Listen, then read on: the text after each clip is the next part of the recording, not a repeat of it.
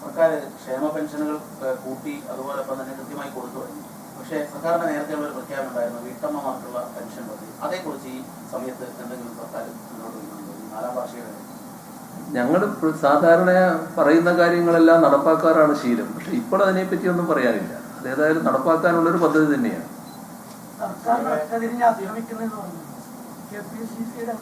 President പറഞ്ഞത് താങ്കളെയും സർക്കാരിനെ പുറത്താക്കിയിട്ടാണ് അദ്ദേഹം അടങ്ങിയിരിക്കുന്നത്. ഇപ്പൊ KPCC പ്രസിഡന്റ് പുറത്തായി, UDFന്റെ കൺവീനറും മാറ്റി. എങ്ങനെയാണ് പ്രതിപക്ഷത്തിന്റെ ഈ അവസ്ഥയെ കാണുന്നത്? അല്ല, അത് അവരുടെ പാർട്ടിയുമായിട്ട് ബന്ധപ്പെട്ട പ്രശ്നങ്ങളാണല്ലോ. ഇപ്പൊ കേരളത്തിന്റെ പൊതുവായ പ്രശ്നങ്ങൾ എടുത്താൽ കേരളത്തിന്റെ വികസന കാര്യങ്ങളിൽ സഹായകമായ നിലപാടല്ല പ്രതിപക്ഷം പൊതുവെ സ്വീകരിച്ചിരുന്നത്.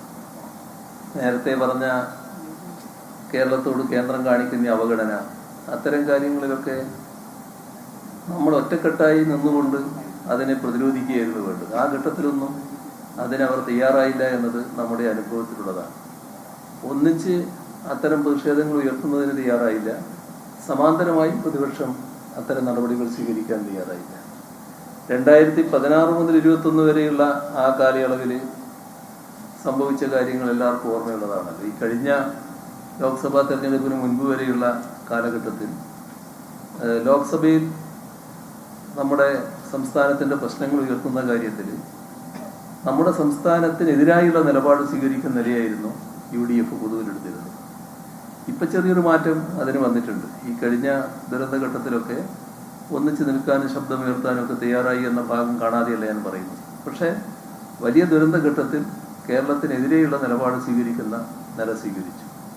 മാത്രമല്ല, കേരളത്തെ സഹായിക്കാത്തതിനെതിരെ കേരളം വലിയ തോതിൽ ശബ്ദിക്കുമ്പോൾ അതിനെതിരെ ഒരു പ്രവർത്തനവും നടത്താൻ പ്രതിപക്ഷം തയ്യാറായില്ല. ആ ഘട്ടത്തിലൊക്കെ കേന്ദ്ര ഗവൺമെന്റിനോടൊപ്പം നിൽക്കുന്ന സമീപനമായിരുന്നു എടുത്തത്.